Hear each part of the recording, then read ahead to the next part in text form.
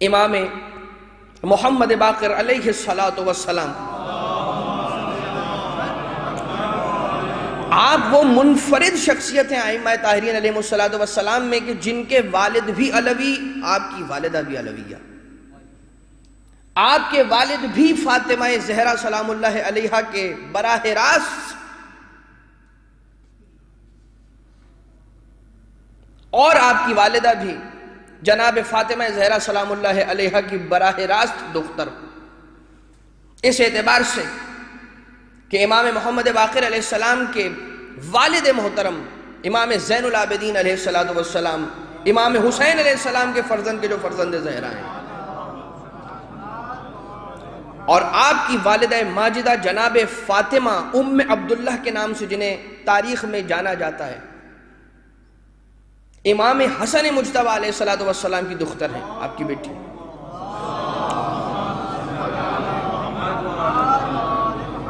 اور آقا حسن اور آقا حسین علیہ السلام کے فرزند و دختر کا یہ اس طرح سے جمع ہونا پہلی مرتبہ ائمہ طاہرین علیہ السلام کے سلسلے کے اندر وجود میں آ رہا کہ امام محمد باقر علیہ السلام اس دنیا میں آتے ہیں، اور آپ کے والد ماجد زین العابدین سید الساجدین کرامات و معجزات کے حامل آقا سرکار امام معصوم ہادی برحق رہبر، تو آپ کی والدہ بھی کرامات کے اعتبار سے کم نہیں ہیں، آپ کی فضیلت کم نہیں ہے۔ واقعہ ایسا ہوا کہ جناب فاطمہ ام عبداللہ مادر گرامی امام پنجم در دولت میں بیت الشرف کے اندر خدا کا ذکر کر رہی ہیں، ایک دیوار سے ٹیک لگائے ہوئے تشریف فرمائیں، اور بیان ہوتا ہے کہ خود امام علیہ السلام اس وقت گھر میں موجود تھے، پانچویں امام، اور کہتے ہیں کہ ایک آواز آتی ہے، زوردار آواز، کہ جس کے نتیجے کے اندر ہم نے یہ دیکھا کہ اس دیوار کے اندر، کہ جس دیوار کو کا سہارا لیے ہوئے مادر گرامی بیٹھی ہوئی تھیں، اس دیوار میں شگاف پڑتا ہے، اور قریب تھا کہ وہ دیوار گر پڑتی۔ دیکھتے ہی دیکھتے ہماری مادر گرامی نے اپنے دست مبارک کو اس دیوار پر رکھا، اور رکھنے کے بعد کہا، نہیں ابھی نہیں، تجھے حق مصطفیٰ کا واسطہ ہے، خدا نے تجھے ابھی گرنے کی اجازت نہیں مرحمت کی ہے۔ یہ انداز ہے، یہ جلالت ہے، یہ امام محمد باقر علیہ السلام کی والدہ کی جلالت ہے، ان کی ہیبت ہے، اولاد فاطمہ الزہرا۔ اور اس کے بعد والد محترم آتے ہیں اور 100 دینار کے برابر قیمت کا صدقہ جناب فاطمہ ام عبداللہ کے سر کا اتارتے ہیں۔ آپ کو باقر کے نام سے آپ کو جانا جاتا ہے، آپ کا نام محمد، آپ کا لقب باقر، باقر العلوم النبیین، یہ آپ کا لقب ہے، باقر العلوم النبیین، نبیوں کے علوم کا باقر۔ باقر کہتے ہیں شگافتہ کرنے والا، چیرنے والا، ظاہر کرنے والا۔ انبیاء کا علوم، انبیاء کے علوم کو شگافتہ کر کے لوگوں کو ظاہر کرنے والی شخصیت کا نام ہے امام باقر۔ کیسے؟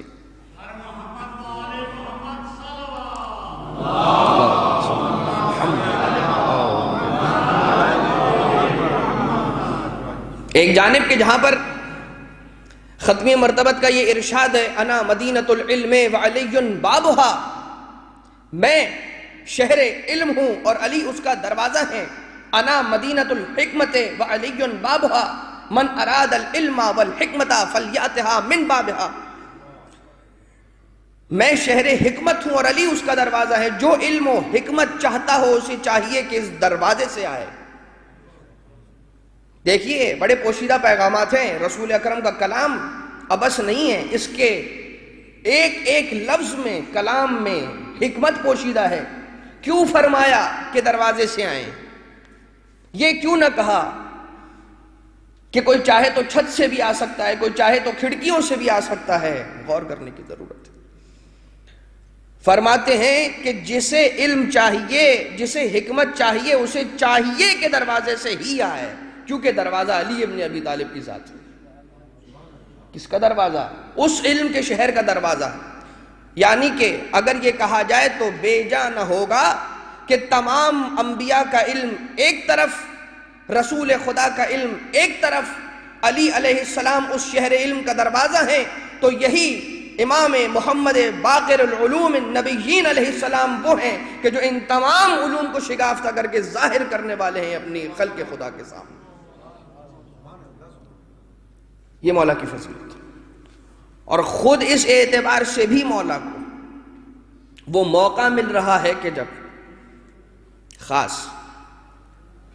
وہ باطل طاقتیں کہ جو آپس میں نبرد آزما ہوتی ہوئی نظر آ رہی ہیں، اور کچھ فرصت مل رہی ہے کہ جب باطل کی نگاہیں کچھ حد تک اہل بیت کے چاہنے والوں پر سے ہٹتی ہیں، اور پھر وہ موقع ملتا ہے کہ امام باقر علیہ السلام اس مدرسے کی تشکیل دیتے ہیں کہ جسے آگے بڑھانے کا کام امام صادق علیہ السلام فرماتے ہیں، کہ جس کے نتیجے کے اندر آج یہ پوری کی پوری فقہ جعفری کہلاتی ہے۔ 4000 شاگردان امام صادق علیہ السلام کے وہ ہیں کہ جو اسپیشلسٹس ہیں۔ صرف 4000 کل تعداد نہیں ہے امام کے شاگردوں کی، 4000 تو اسپیشلسٹس ہیں۔ اور مدینہ منورہ کے اندر ایک مدرسہ نہیں تھا، 2 مدارس تھے، ایک مدرسہ عمومی تھا اور ایک مدرسہ خصوصی تھا، اور دونوں مدارس کے نشانات بہرحال آج بھی موجود ہیں۔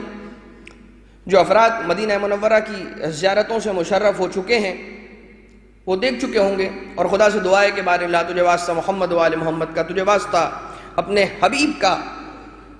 جو متمنی ہے حج و زیارت کے، خاص طور سے مدینہ منورہ اور مکہ مکرمہ کی زیارتوں کے، ان سب کو جلد سے جلد زیارت سے شرف یاب فرما۔